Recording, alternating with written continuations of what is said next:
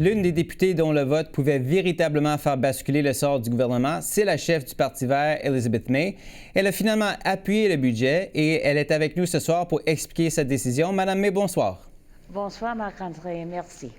Alors, j'aimerais d'abord vous faire entendre deux extraits enregistrés le 7 novembre, quelques jours après le dépôt du budget. This I cannot vote for, but reuse, recycle, rewrite, maybe I can vote for it. I hope to be able to vote for this budget, but it must change if I can vote for it. So my hope is that I'm not a no vote. For that to happen, I don't change my mind. The budget has to change. Donc, c'était vous, évidemment, en train de piétiner le budget et pourtant, rien n'a changé dans le document. C'est le même budget. Alors, comment pouvez-vous l'appuyer aujourd'hui? Oui, parce que c'est un changement énorme dans la position de notre gouvernement et particulièrement la position de notre Premier ministre. Toutes les pages du budget, c'est vrai qu'il n'a pas changé un seul mot, mais il est vraiment changé avec l'engagement profond et clair du Premier ministre, Mark Carney, dans la Chambre, pour dire qu'il est engagé pour l'accord de Paris, pour atteindre les cibles de Paris et pour protéger la nature, pour aussi les autres choses qui sont mentionnées dans notre échange public.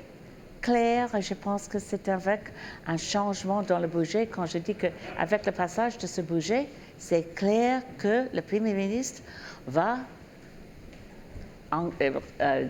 annonce son engagement pour agir contre la crise du changement climatique. Alors, je vous entends, mais en même temps, Mme May, le budget signale la fin du plafond sur les émissions de pétrole et de gaz. Il ne donne aucun signe que le gouvernement va éliminer les subventions aux combustibles fossiles. Vous avez dit que l'on ne peut pas continuer à construire de nouvelles infrastructures fossiles. Or, la semaine dernière, Ottawa a acheminé le méga-projet gazier Siler Cymru au bureau des grands projets. En septembre, il a soutenu la phase 2 de LNG Canada, ce qui en ferait la deuxième plus grande installation d'exploitation de gaz naturel liquéfié au monde. Comment pouvez-vous mettre tout ça de côté pour une déclaration de M. Carney à la période des questions? C'est clair que c'est la première fois que le Premier ministre a dit clairement un engagement pour le changement, pour les cibles d'accord de Paris. Mais aussi, c'est clair que je reste contre les projets d'énergie fossile. Mais il y a les autres choses qui sont possibles en même temps. Et pour atteindre les cibles, on doit faire les choses tout à fait différentes, mais c'est vraiment possible.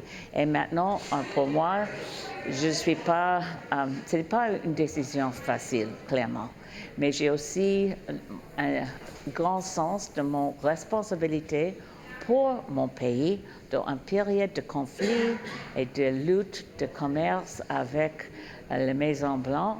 Je veux faire les choses pour protéger un esprit de coopération, peut-être pas protéger, mais mettre sur pied un esprit de coopération dans un Parlement minoritaire. Pour moi, la chose la plus importante, c'est de protéger l'avenir pour nos jeunes, ma petite-fille. C'est premièrement dans mon cœur et mes décisions. Alors, je pense que c'est un succès très important d'avoir l'engagement du Premier ministre en faveur de l'accord de Paris, puis aussi pour protéger la nature et les autres choses dans un petit 35 ans. Mais justement là-dessus, qu'est-ce que vous répondez aux Canadiens qui s'inquiètent des changements climatiques, qui voient dans le Parti vert le seul parti de confiance sur l'environnement et qui pensent que, au fond, vous avez reculé au moment où il fallait tenir bon? Non, c'est clair que j'ai fait les choses aussi avec mon sens de responsabilité. C'est aussi parce que la grande majorité des Canadiens et Canadiennes ne l'aiment pas l'idée d'une élection très tôt.